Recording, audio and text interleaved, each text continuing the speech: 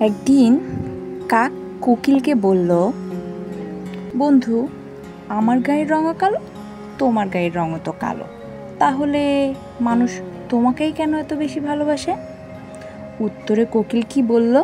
কোকিল বলল, আমার কণ্ঠ যে ভালো, তাই লোকে আমাকে এত বেশি ভালোবাসে। তুমি আবার বন্ধু কষ্ট পেও না। কাক তখন অনেক ভেবে চিন্তে বলল, বুঝলাম, গায়ের রং যেমনই হোক না কেন, ব্যবহার, কথা, কণ্ঠস্বর দ্বারাও মানুষের ভালোবাসা পাওয়া যায়।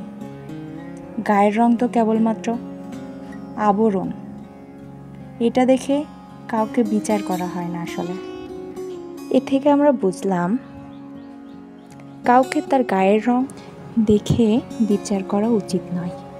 যদি বিচার করতে হয় তাহলে ভেতরের মানুষটাকে দেখে বিচার করতে হবে। মানুষের আচার আচরণ, কথাবার্তা, চালচলন, এইগুলাই মানুষের আসল পরিচয়। যারা মানুষের রূপ, গায়ের রং দেখে বিচার করে, চরম বোকামির পরিচয় দেয় তারা।